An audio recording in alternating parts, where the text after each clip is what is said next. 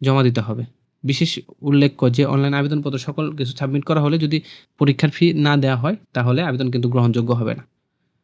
SMS এর মাধ্যমে কিভাবে আপনারা ফি জমা দিবেন? এর জন্য আপনাদের লিখতে হবে এসএমএস এ গিয়ে HCD স্পেস ইউজার আইডি লিখে পাঠিয়ে দিতে হবে আমার 60 পল্টন নাম্বারে।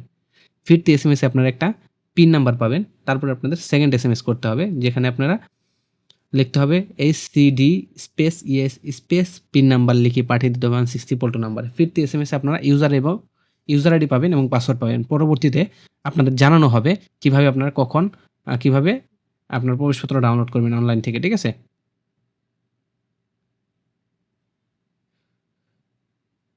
প্রার্থীর কর্তৃপক্ষ প্রদত্ত কোন তথ্য বা দলিলকৃত কাগজপত্র জাল, মিথ্যা, ভুয়া প্রমাণিত হলে কিংবা পরীক্ষার নকল বা অসাধু উপায় অবলম্বন করলে সকল সংশ্লিষ্ট প্রার্থিতা বাতিল করা হবে এবং সংশ্লিষ্ট বিরুদ্ধে আইনগত ব্যবস্থা গ্রহণ করা হবে, ঠিক আছে? যদি আপনারা ব্যবহারিক লিখিত পরীক্ষায় উত্তীর্ণ হয়ে যান তখন মৌখিক পরীক্ষার সময় আপনাদের যে সকল কাগজপত্র সাথে নিয়ে আসতে হবে মৌখিক পরীক্ষার সময়, এটা শুধু প্রার্থীর সকল শিক্ষাগত যোগ্যতা সনদপত্র, প্রয়োজনের ক্ষেত্রে অভিজ্ঞতা সনদপত্র সহ কোটা সমর্থনের মূল কাগজাবলী কোটায় যারা হবেন তাদের মূল কাগজপত্র নিয়ে আসতে হবে। প্রার্থীর যে ইউনিয়ন পরিষেবা এর বাসিন্দা, ইউনিয়ন পরিষদ চেয়ারম্যান, পৌরসভার মেয়র, কাউন্সিল কর্তৃক প্রদত্ত নাগরিকত্ব সনদপত্র, জাতীয় পরিচয়পত্র, জন্ম নিবন্ধনের সত্যায়িত অনুলিপি, অনলাইনে পূরণকৃত আবেদনপত্রের কপি নিয়ে আসতে হবে।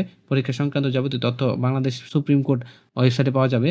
নিয়োগ পরীক্ষা সংক্রান্ত যে কোনো বিষয়ে নিয়োগকারী কর্তৃক সিদ্ধান্ত চূড়ান্ত বলে গণ্য হবে এবং পরীক্ষায় অংশগ্রহণের জন্য কোনো প্রকার টিএডিএ প্রদান করা হবে না। এই হচ্ছে নিয়োগ বিজ্ঞপ্তি যেটা প্রকাশিত করেছে বাংলাদেশ সুপ্রিম কোর্ট হাইকোর্ট বিভাগ, যেখানে 14টি পদে নিয়োগ দেওয়া হবে। তো যারা এই নিয়োগ বিজ্ঞপ্তিতে আবেদন করতে ইচ্ছুক খুব দ্রুত আবেদন করে ফেলবেন। আবেদন শুরু হওয়ার সাথে সাথেই।